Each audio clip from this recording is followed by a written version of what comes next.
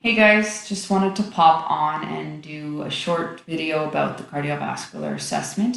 So when we think about that, remember that there's four different sort of areas that can impact alterations in cardiac monitoring. So it can be disturbances in the conduction, how the impulses travel across the heart to help it to pump and to signal it to pump. It can be the valves within the heart aren't functioning properly.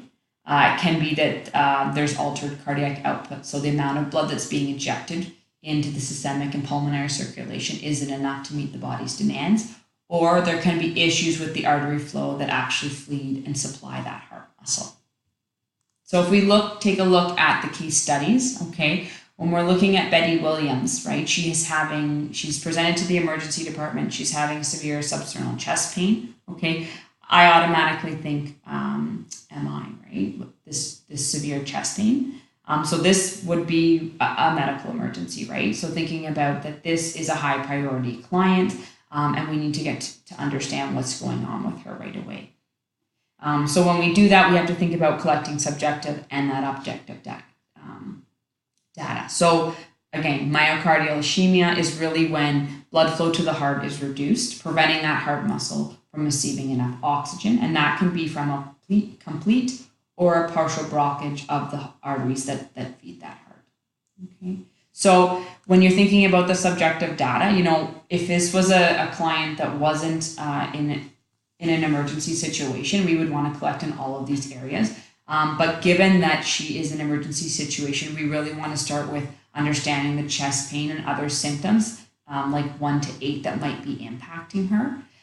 Things like family cardiac history and some of her personal habits that would impact cardiovascular health may not be the priority questions for asking at this period. We might want to use our critical thinking and say, hey, once she's stable, we can go there. Okay. So just keep that in mind, that you do need to use your intuition and your critical thinking as a nurse to really pull out the key pieces of information that are really, really important. Okay. And if you do ask questions about chest pain and that, you need to, or cough and things like that, you need to get the specifics. What's the pain like? What makes the pain worse? Does it go away with exercise, right? Use your pain assessment strategies that you have learned to collect that data. If there's a cough, is it a productive cough, right? How often is it occurring? That type of thing. Really getting a full, thorough assessment. In terms of the objective data, right? Here we're going to perform a regional cardiovascular assessment on her, given what she's presenting with, okay?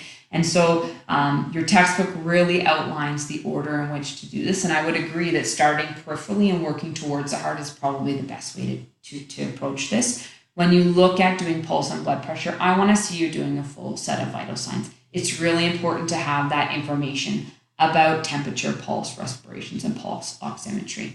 Okay, those are gonna be key information that also need to accompany your just the pulse and blood pressure. Okay, when you look at extremities in particular, you're wanting to look really at the feet. We're looking for edema, looking at capillary refill. Okay, when we do the extremities, we're really looking at how well the body is perfused, how well blood and oxygen are being pumped from the heart and perfused to other areas of that body.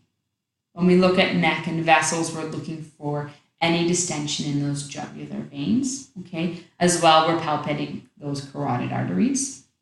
And then we look at the precordium. We're looking at that and observing. We're also listening to heart and lung sounds with that. So really, you want to go through that full assessment with that client to really be able to collect that objective information.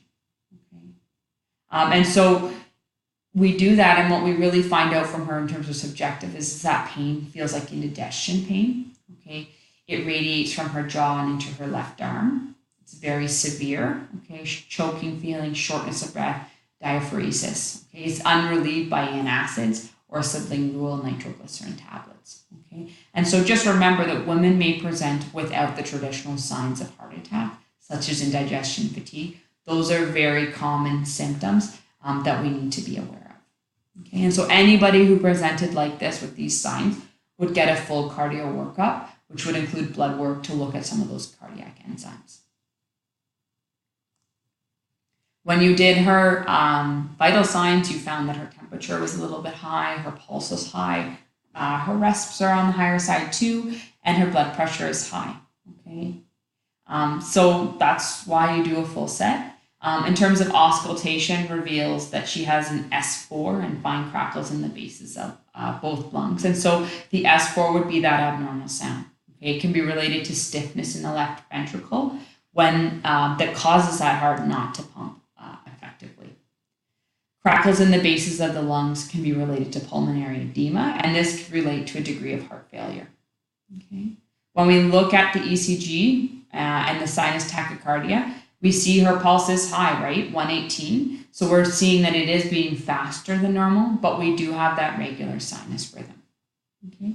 So I think, what we think is happening with her is that she is having an acute MI. Okay. She has a lot of the signs and symptoms that we would see of that. And so I think from here we would take and ensure that she's having a full workup done. So that is our first case. If we look at the other one, the next one, we look at Mrs. B. She's complaining of feeling weak, shortness of breath, lightheadedness, palpitations, and mid-chest discomfort. Okay, she has some cardiac history, which is really important to note. Okay, we attach her to an EKG and we get a diagnosis of atrial fibrillation. Okay? And so, just to kind of go through what that is, atrial fibrillation isn't that the heart muscle isn't getting enough oxygen. It's now that the conducting system across the heart is not functioning properly, okay? And it's impacting the rapid beating of the atrial chambers of that heart. And so we can see that there's a storm of electrical activity. And sometimes this causes the atria to fibrillate or quiver about 300 to 600 times a minute, okay?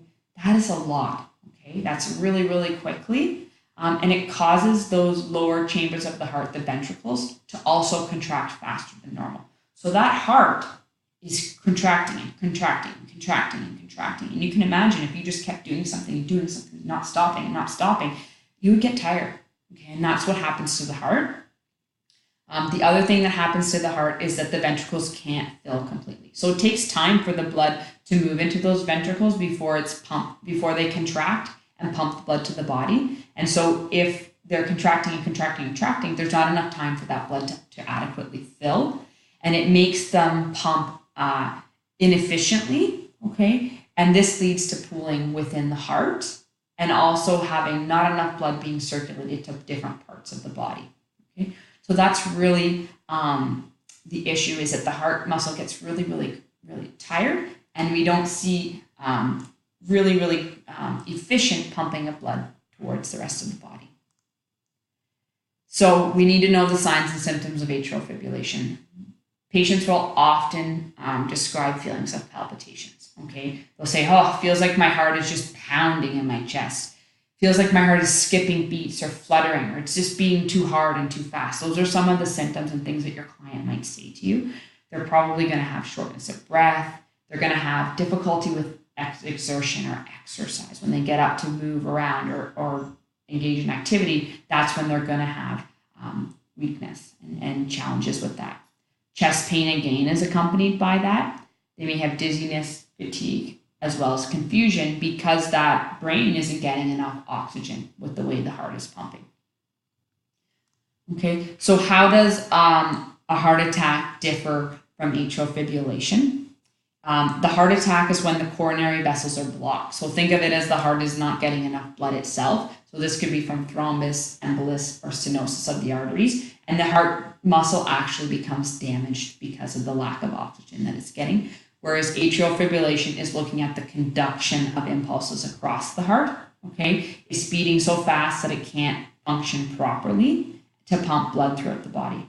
Okay, and so eventually what we'll see is that the heart muscle will tire with atrial fibrillation, and this can lead to heart failure. Okay. So two of the major complications, like I said, are heart failure, but also stroke. Okay, and so individuals that do have atrial fibrillation will generally be put on blood thinners like warfarin and things like that to help reduce that risk of stroke. Okay. So within your textbook, there's a really good diagram of the clinical signs and symptoms of heart failure, and you need to know what these are. You should memorize these and understand these and be able to pick up on these in your clients. Okay. So if I just sort of summarize some of the key things, is that the focus of nursing assessment is directed towards observing for signs and symptoms of pulmonary and systemic fluid overload, right? So that's what is going to give away some of the key things that this might be going on with the client. You want to explore any kind of sleep disturbances, shortness of breath. Maybe they wake up in the middle of the night, maybe after 2 hours of sleeping, feeling like they're gasping for breath and they just need air, okay? Or some patients will say, I need to prop myself up on pillows when I sleep. It helps me to breathe while I'm sleeping. And so that's another key thing to pick on and to identify the number of pillows that they're actually using, okay? And we want to understand the activities of daily living that may cause shortness of breath. How many blocks can they run? How many set flights of stairs can they do? Do they have pain with that? Shortness of breath, what is that like for them? Another important part of our nursing assessment is looking at urinary output, okay, with that. And so we would measure that against a baseline. And so many of these patients would then be put on diuretic therapy. And so we would monitor that to determine how much they're outputting. And we can also look at weight to see how much fluid they're continuing to retain. Okay. With a lot of these patients too, we're going to see that we're listening to their lungs frequently and hearing the presence of crackles and wheezes, and this is due to the retained fluid that they're having in their lungs. Okay, and many of those people you may hear a present S3 or S4 sound as well. The last thing really is that they may have an altered level of consciousness, because remember, if that heart is not pumping effectively and the body is not getting enough oxygen, that is going to impact the amount of oxygen that the brain is getting. Okay. So that's really just a few things about this week's module. I hope you enjoyed the video.